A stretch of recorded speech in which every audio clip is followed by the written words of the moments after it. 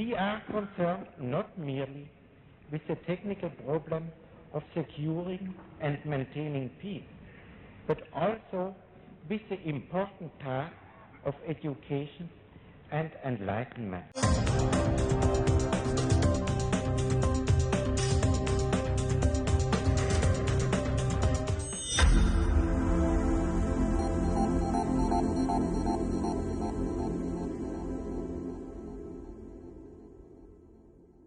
So, Desta, do you ever have any experiences with hitchhikers? And ever hear of any? You want to talk about? Should I say those two? yeah. Was it? Well, but what a about- hitchhiker? I'm not a about- hitchhiker. I've never had a Okay. hitchhiker. Oh yeah, but Maybe you had it in the time when you run up against that energy. So it may have been you had an experience where somebody has the energy and you're sort of in with them, and this energy is there, and you Or can other feel this stories. energy, as opposed to not closing the session and then suddenly it's following her around or whatever. Right. I'm just trying to think of other areas where we've heard of hitchhikers before outside of Skinwalker Ranch. Well, my aunt, one of my aunts used to do tarot cards and stuff, and I mean, she brought crazy things to one of her houses, and she would get like knocks on the window and flies in the window, and Oh wow. she would put her tarot cards outside of her door, and the ring around her door would smell like fish, rotten fish and stuff, and there's a lot of Wow. people that bring stuff. You hear stories like Back. that. I think it's part of the phenomenon, because Chris Bledsoe, when he had his experience in 2007, he started getting the shadow people. So he had the shadow people, and then we had this argument because the dog got injured, and we were having this sort of debate as to what it caused. And he thought it was the shadow people. I said, "What do you mean? Why are they evil?" And he said, "Well, they're dark, and he would explain they're going two-dimensional along the wall, and they were in the ceiling and stuff. And everybody, I talked to everybody in the family, and they all experienced them. But there was no sort of negative things. So then I contacted Lisa Romanek. And I said to her, I said, "Hey, did you get the Skinwalker or the shadow people stuff?" And she says, "Well, yeah." She says, "You want to see some photos of it?" And she would say to them, she showed me these photos of I shadow saw people, those, yeah, and then she said to me, she would say to them, "When you leave, close the door behind you." And it was the same concept of cutting it off. Wow. But then you take Chris Bledsoe, so Chris Bledsoe has the experience, and his is very sort of, he's Pentecostal, Southern Baptist. It's all very positive. So what happens there? So Bob McGuire goes there with his wife. They go home, and it follows them home. But what happens? They get healed. Both of them get healed. So that's the whole thing. It depends what your vibration is. So again, Chris is having all this positive stuff going on, a lot of activity, and these guys, these particular guys, are 3 different episodes of Skinwalker Ranch over the years, and it's this one particular group has this very sort of negative thing, which they're now turning into this book of this, threat to national security and all this kind of stuff, and you get it, and to me it just looks simple, like they ran up against paranormal phenomena. Why do you think they wrote this book? What do you think would motivate these guys to bring this book out now? Well, they're in front of Congress, and they're trying to get money, and they're playing this this story that it's a threat to national security, and it's got to do with UFOs, and we have to deal with this now. The Russians may get it, and all this kind of stuff. And so it's a promotion. It's like Pandolfi. I was even thinking today, Pandolfi, the minute he saw this thing, he said, "This is a techno scam." He said, these are guys, they used to go after billionaires, and then they ran out of guys with billions of dollars who didn't want to pay their taxes and wanted to get involved in some crazy free energy thing, and they ran out of billionaires, and now they're going after the government.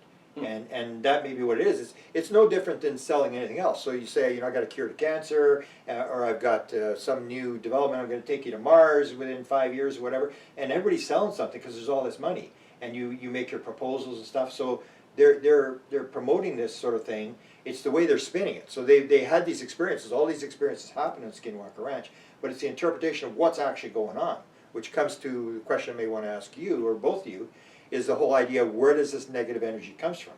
So they're saying, it's evil aliens, and to me, it's this whole idea that if you build a physical house in the physical world, you can build a house in the spiritual world. So if you have a murder or a suicide, or you have like the whole thing about the Ute tribe and these buffalo soldiers or whatever, cursing people and doing voodoo and stuff like that, you create this area that has all this negative sort of energy, and you can create positive energy, but the energy is actually there. Maybe it's like an amplifier. Maybe that whole place has become like some sort of site where all these things happen, and now it's anything that you bring there is amplified, maybe, right?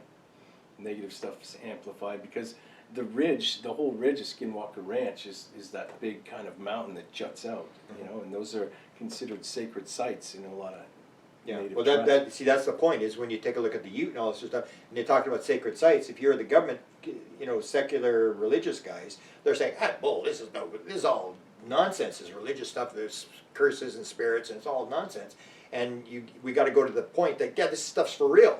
That's the whole thing why it's Well, happening there's here. something to it. Yeah, there is this spiritual, weird, non-physical stuff that's going on there, and that to me, it's when you start looking at the curse thing, that because it's not just Skinwalker Ranch, which is where they're turning it as well. They're saying Skinwalker Ranch, 480 ranch. I told you, I got Ron Johnson, a friend of mine, who has this friend of his who has stuff, and I'll guarantee you, you see the photographs from this ranch. There's nothing on Skinwalker Ranch that comes close to this, and it's near there. So it's that whole Uinta Basin where this curse thing, and that's where I think that may be, and that's what I wanted to ask you about. If you take a look at this thing with the curses, when you look at Caleres, you had the story they always bring up, these two people died, and the one woman came in and she said, they sucked the blood out of me, which is cultural stuff. They believe that the UFOs are sucking blood out of them. They got these two little marks, which you have all sorts of abductees have the marks on their body, and then that afternoon she dies of a heart attack. And I asked you before, this whole idea that in voodoo stuff, people say it doesn't happen, but it does happen. Where in the voodoo thing, where the people believe, you got to have the belief system. The people have to be raised in that culture and believe it, where the guy points a bone at you and you're dead within a couple of hours, and you have a heart attack. So the people, and that's what Jacques Vallée said about Caleres. They asked Caleres, because he went down and investigated, and they said, well, what about Caleres? And he said, well, you've got to understand the culture of the people. They go to Roman Catholic masses in the morning and they go to Umbanda ceremonies in the evening. It's the culture. It's this culture of belief, and your belief, it's like Seth says, what you believe, you manifest. That you can do it, and if you've got a very strong belief in this kind of stuff, that's how your world's going to work. And whereas we wouldn't believe that kind of stuff here, but if you go down What's to your the term, race, psychosomatic? But there's a huge thing with that, and tons of studies done with that. Even people that are diagnosed with cancer, diagnosed with anything, any terminal illness. There's a lot of people that are told you're going to die, you only have 3 months to live, and there's a huge percentage, I can't remember, but I used to study that stuff like 20 years ago. But there's a huge number of people that die on the day that the doctor said that they were going to die, because it's just a countdown for them. So if you believe the doctor so much that what he's saying is true, then 3 months, that's a 90-day countdown, right? And then people will literally like end their own lives psychosomatically because they believe what the doctor said. And maybe if the doctor didn't say that, if he said you probably have a year to live, the person might have lived the whole year. Or for the people that think the opposite, go, there's no goddamn way I'm going to die in 90 days. I'm living forever. And then they spontaneous remission, right? And then they are, like 5 years later, they're still alive. So because it is based on your belief system, I totally think so. It's like the placebo effect. yeah, and that's what science does. It says we explain stuff, and I say, no, you're not. You're just describing stuff. So they say, it's just spontaneous remission. It's just placebo, and I go, who the hell's that? I mean, you just gave it a name that doesn't explain anything. And when I did a study when I was at university, I did a death and dying course, and I spent the whole course going to hospitals, to chaplains, people around. I wanted to see all these weird things around people dying. Do people actually predict their death and all this kind of stuff, or and I said, is there any miracles? Do you ever see any miracles where people, it's the very last minute and they get up and walk away? And he said, oh yeah, but they always come back. All the chaplains. And I didn't go to doctors, nurses, I went to chaplains, because they're the ones that are there when they're dying. Right. The doctors and nurses, they're doing their thing. And then they always said that there's always a reason. That the one example they gave me is this guy, his first granddaughter was going to be married. And he suddenly just, they said, stop the treatments. He's like within hours of dying or whatever. And the guy went to Morden or Morris or something for this wedding, and he came back and died. And the other one was some woman, her brother, she had taken care of her brother for her almost the whole life.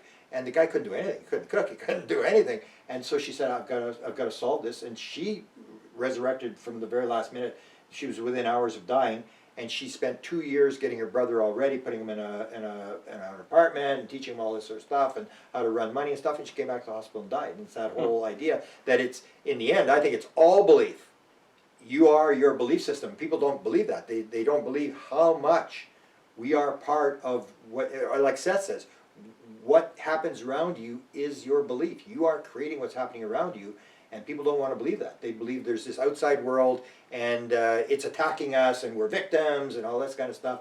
And even the thing of when you accept the fact and you have the belief system, then you can turn it around. As long as you think you're a victim, you're dead in the water. But if you actually believe, like even Ron Johnson, they told him he'd be dead in 6 months, I think, and it's like 2.5, 3 years later, and he said, "I'll be back in 5 years." And he even says his family doesn't even believe he's dying, but he's only got 14% of his heart, but he's determined. And that's this idea that belief is extremely important. And so when you look at this stuff that's going on the ranch, what attitude you bring in is going to affect what's actually going on. And you see more and more with the stuff in UFOs that people are describing this. You know, when they're praying, or when you see Tyler D. Like Tyler D. is this high level guy. He's got to know something. Like, why is he suddenly? And he also has protocols that he does every day. Pasalka mentions that in the book. He goes through this ritual that he does every day. That he says it puts him more in touch with the source, or it's a bizarre where he sleeps for 8 hours, then he gets up, and then he goes back to bed. He says it's important. You got to go back to bed for 1 hour. Oh, that's then he right. gets up, and then he gets this tall glass of water. And he lives in Florida. And then he goes and sits on the back deck in the sun, and he drinks the water, and the beings start talking to him. It makes me wonder if guys like that, intelligent guys that work for the government, work for NASA, and some of these clandestine groups know all this stuff and have been practicing this for a long time. Well, that's the question I ask. Are they playing a game here? Like, where's the OSAP report that they did? Like, what do they really know? Because when you start seeing this stuff, like I mentioned this thing with Joe McMoneagle. Joe McMoneagle is in 001, the top remote viewer, the first remote viewer guy that they did. And he's like 50% accurate, and he's hit all these super top secret targets that he can't talk about or whatever. And he talks about the fact that he has a near-death experience in 1970, and that opens him up. That's the trauma event, and it rips the filter, and he's suddenly going out of his body and stuff. And the military picks him up and starts targeting him on targets around the world out of body. So they know. You're never going to hear the military talk about the fact that they're using people going out of their body in an out-of-body experience to look at foreign targets, and yet they know that, but they're not talking about it. So the question is, or when Kit Green says to Peniston, and Peniston says to him, "So what the heck are you doing?" And he said, "Well, it's propulsion." He said, "What do you mean bullshit propulsion? You think I'm stupid? Like, what do you mean propulsion? It's not propulsion." He said, "Well, maybe I used the wrong word. We're trying to figure out how does the phenomena pop in and pop out just as quickly." And that's the whole thing. They're on this level, or when you see Kit Green with this woman, where he's talking to this psychic, and she's talking about these underground bases and multi-dimensional stuff, and he's going, hang on, let me write that down. And she's talking about he's doing this all the time. The Guardians opening up portals, I think is what she said, something about the Guardians. Or when he says to Burroughs, like I said to Burroughs, I heard it from one of the researchers that Burroughs had been told to do Vipassana meditation and a certain type of yoga. I can't remember what the yoga was. And I went to Burroughs and said, did Kit Green actually tell you to do that? And he said, yeah. He said, really? He told you to do that? And then I said, did it help? He said, yeah. It opened it up. He could suddenly get better contact. So that's the thing, is you start to understand they know more than what they're saying, and yet they're playing this sort of game that it's nuts and bolts type stuff. It's just... When are we going to go down to Skinwalker Ranch? We got to go down there. We got to get. Well, I put that thing on the orbs, because they had the whole thing about the orbs. You remember the thing where they had the one they had? It was a big thing. They had that beam coming out of the thing, and they, holy cow! It's like one of the episodes. What was beam. This? I don't know. One of the Skinwalker Ranch episodes. One of the first year or something, and they picked up this beam in the light in the sky, and I go, we got like hundreds of these. Chris Bledsoe was the first one to show it, 2015. This beam, and I got the woman from Macedonia. She's got beams coming down all over the place. The one from Scotland, the beam coming halfway down and stopping in midair, and stuff like that. And they're all excited, and it's like it's the same phenomena. They're just running up against paranormal phenomena. And so my question still is, like, where do you think this? There's a phenomena there. What's the basis of this? Why is this area so high in activity compared to? Do you believe the thing about the curse thing? That's when I start looking at it and I go, that has to be part of what this is about. And the weird history of the Skinwalkers in that area, and the violent wars and conflict they had there, and some weird lore and legend. For dowsing, for sure, people, places like that, like anywhere there was a war, like battlefields and stuff, right? There's still a lot of dowsers that go to places like that, battlefields where like hundreds and hundreds of people were killed, and that's why people can continually hear gunshots and see, you know, spirits and stuff walking around there. But also a lot of dowsers go there to try freeing the spirits up and clearing the area so there isn't so much negative trapped energy, because if a whole bunch of people die on the battlefield on one specific place or whatever, of course something's going to happen. So with all these wars and Yeah. curses and stuff, that energy is embedded into the ground. That's what I I wonder. wonder Into if maybe the it's ether, it's embedded very in the hard. ground before those battles too, and they influence those battles maybe. Could absolutely could be. Yeah. That's what I was saying about the Steve Mara's negative and positive magnetic anomaly map. I was going to run that the yeah. program today and I just didn't have a chance. But because remember he says the negative magnetic anomalies are the places where the highest suicide rates are, and the positive magnetic anomalies are where the most paranormal activity is. And I've looked up Skinwalker Ranch before, but I forgot which one it falls under. But so that kind of stuff could be like what's in the ground, like granite, which is was that guy say that today? Yeah, they're The talking about granite, yeah. the granite, and because that's radon gas comes up from the granite far below. So yeah, you're right. It could be like things that are built into the earth, and then that's where and we were talking about the cattle mutilations too, right? And then high areas of, I asked Steve that today actually, high areas of cancer rates and downwind from nuclear power Yeah. plants and where cattle mutilations. It might be these places of the magnetic anomalies that are just embedded in the earth in the first place, and that could bring about where all these things are attracted to, right? Like attracts like. That's a little bit where I would differ with the idea that there's an outside, like there's a physical thing causing this, as opposed to the downwind is still always going to be us. So you cause all this downwind radiation stuff, and then you get this concept that the cattle mutilations are just happening. They're really not aliens doing. They're just happening because it's this part of the Gaia creates this, because we're always at the basis of this thing. We're creating this negative energy, almost like the idea that we create everything. Everything is consciousness. That's the other download I got. Is it nuts and bolts, or is it consciousness? It's consciousness creating matter. So whatever it is, we're creating it, and we create the good and the bad and all that kind of stuff. And we have the different interpretations. So when they had the whole thing at Skinwalker Ranch, and they talked about the blue meanies, that's a big part of the book. Is these blue meanies? Don't let the blue meanies get around you, man. These are bad news. And so they see it as they run into the blue orbs. But then I look at Beta Andreasen, and Beta Andreasen's being taken to see the One, and she's there, and this blue orb is following her around. And then at one point in the regression, they say, well, the blue orb, I mean, do you think it's protecting you? Yeah, I think it's protecting me.